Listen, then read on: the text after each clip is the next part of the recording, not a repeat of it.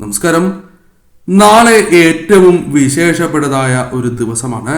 എല്ലാ ദിവസവും പ്രധാനമാണ് എങ്കിലും വെള്ളിയാഴ്ച ദിവസം സനാതന ധർമ്മത്തിൽ കൂടുതൽ പ്രാധാന്യം അറിയിക്കുന്നു.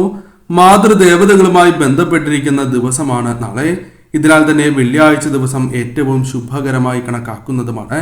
ദേവിയെ പ്രീതിപ്പെടുത്തുവാനായി പ്രത്യേകിച്ചും ദുർഗ, കാളി, ലക്ഷ്മി ദേവി, സരസ്വതി എന്നീ ദേവതകളെ ആരാധിക്കുവാനും പ്രീതിപ്പെടുത്തുവാനും ഉത്തമമായ ദിവസമായി വെള്ളിയാഴ്ചയെ കണക്കാക്കുന്നു. നാളെ 2025 ആദ്യ വെള്ളിയാണ്. അതിനാൽ വീടുകളിൽ ചില കാര്യങ്ങൾ ചെയ്യുന്നത് ഉത്തമമാകുന്നു. നാളെ നടത്തുന്ന വിശേഷാൽ ലക്ഷ്മി വരാഹി പൂജയിൽ ഉൾപ്പെടുത്താൻ ആഗ്രഹിക്കുന്നവർ പേരും ജന്മനക്ഷത്രവും കമന്റ് ബോക്സിൽ രേഖപ്പെടുത്തുക.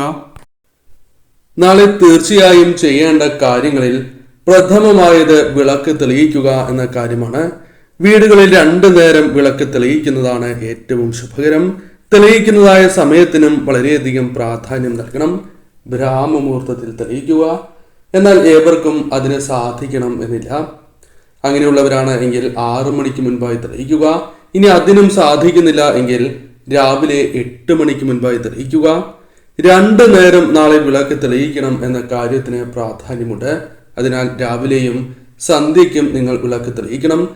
സന്ധ്യയ്ക്ക് വിളക്ക് തെളിയിക്കുമ്പോൾ തീർച്ചയായും ആ സമയം പ്രത്യേകിച്ചും മഹാലക്ഷ്മി ദേവിയുടെ മന്ത്രങ്ങൾ ഉരുവിടുകയാണ് എങ്കിൽ ഇരട്ടി ഫലദായകം തന്നെയാണ്.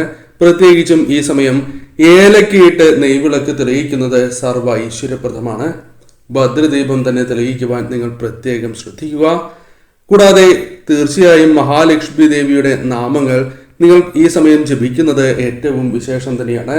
മഹാലക്ഷ്മി ദേവിയുടെ മന്ത്രങ്ങൾ ഈ സമയം ജപിക്കുകയാണ് എങ്കിൽ ലക്ഷ്മി നാരായണ കടാക്ഷത്താൽ ആ വീടുകൾക്ക് ഐശ്വര്യവും ഉയർച്ചയും വന്ന് ചേരുന്നതിന് സഹായകരമായി തീരും.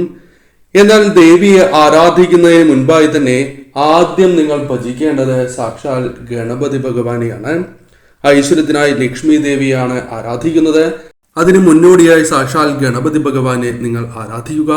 ഗണപതി ഭഗവാന്റെ ഏറ്റവും വിശേഷപ്പെട്ടതായ മന്ത്രം ഓം ഗം ഗണപതയെ നമഃ എന്ന് ആദ്യം ജപിക്കുന്നതാണ് ഏറ്റവും ഉത്തമം. ശേഷം ഞാൻ ഈ പരാമർശിക്കുന്ന മന്ത്രം കൂടി ജപിക്കുക. ഈ മന്ത്രം ജപിക്കുകയാണ് എങ്കിൽ അത് നിങ്ങൾക്ക് അറിവ് വർദ്ധിക്കുന്നതിന് സഹായകരമായി തീരും. നിങ്ങളെ ശ്രദ്ധ നാൾക്ക് നാൾ വർദ്ധിക്കുന്നതാണ്. ശരിയായ രീതിയിൽ ശ്രദ്ധിച്ച് പ്രവർത്തിക്കുവാൻ സാധിക്കും. കൂടാതെ സമ്പത്ത്, വിദ്യാഭ്യാസ വിജയം കുട്ടികൾക്ക് ഏറ്റവും അനുകൂലം തന്നെയാണ്. കൂടാതെ ബുദ്ധി വളർച്ചയ്ക്കും ബുദ്ധിപരമായ നീക്കങ്ങൾ ശരിയായ രീതിയിൽ തന്നെ നടത്തുവാൻ സാധിക്കുന്നതായ അവസരങ്ങൾ വന്നു ചേരും. ബുദ്ധി വൈഭവം നിങ്ങൾക്ക് വർദ്ധിക്കും. കൂടാതെ നല്ല മനസ്സ് വന്നു ചേരും. ദുഷ്ചിന്തകൾ നിങ്ങളിൽ നിന്നും അകലും. ഭാഗ്യം നിങ്ങളുടെ ജീവിതത്തിലേക്ക് കടന്നു വരും. സമൃദ്ധി, ധനം, സന്തോഷം, മനഃശക്തി, ആത്മീയത എന്നിവ നിങ്ങൾക്ക് പ്രദാനം ചെയ്യുന്നതുമാണ്. വർഷം മുഴുവൻ ഈ കാര്യങ്ങൾ നിലനിൽക്കുവാനും നിങ്ങളുടെ ജീവിതത്തിൽ വിജയത്തിന്റെ പാത വന്നു ചേരുവാനും തീർച്ചയായും ഈ മന്ത്രജപം ഏറ്റവും ഉത്തമം തന്നെയാകുന്നു. കൂടാതെ നിങ്ങളെ ശത്രുക്കളിൽ നിന്നും രക്ഷിക്കുകയും ശത്രുക്കൾക്ക് മേൽ വിജയങ്ങൾ നേടുവാനും സഹായകരം തന്നെയാണ് ഈ മന്ത്രം ഇപ്രകാരമാകുന്നു.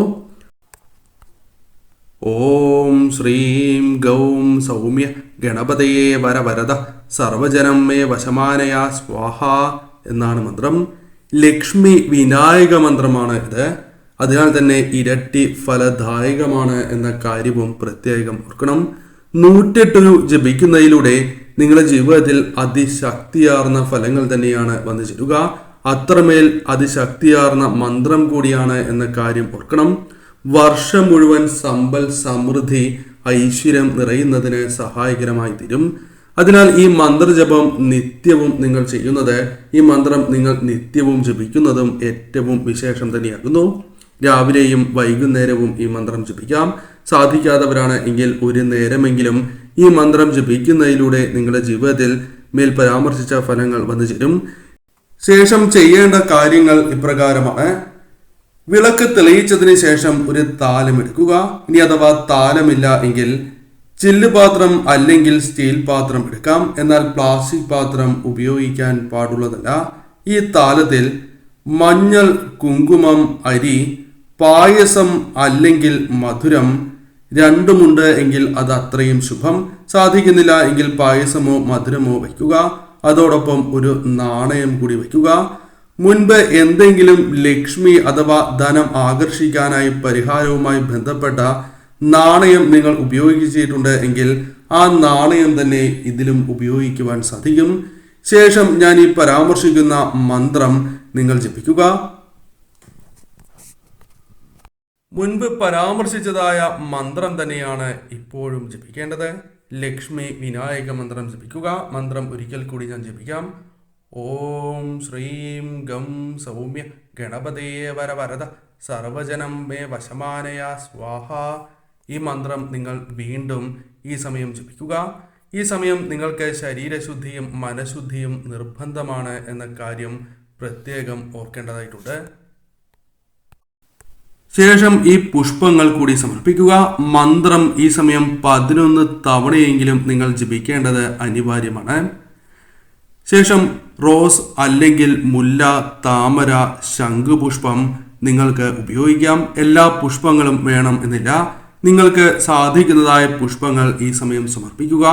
നാളെ വൈകുന്നേരം തീർച്ചയായും അഥവാ സന്ധ്യയ്ക്ക് ഈ കാര്യം ചെയ്യുന്നത് ഏറ്റവും ഉത്തമം തന്നെയാകുന്നു.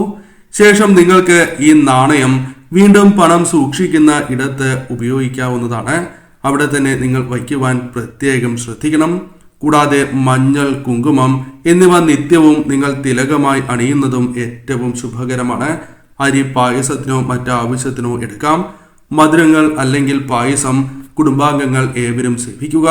ഈ കാര്യം നിങ്ങൾ തീർച്ചയായും നാളെ ചെയ്യുന്നത് സർവ്വ ഐശ്വര്യപ്രദം തന്നെയാകുന്നു.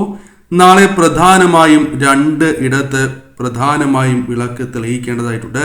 പ്രധാന വാതിലിലും പൂജാമുറിയിലും. മുൻവശത്തും വടക്ക് ദിശയിലും നാളെ ഇരുട്ട് പാടില്ല എന്നാണ് പറയുക. അതിനാൽ മൺചിരാതാണ് എങ്കിലും വീടിന്റെ പ്രധാന വാതിലിന്റെ അടുത്തായി നിങ്ങൾക്ക് തെളിയിക്കാവുന്നതാണ്.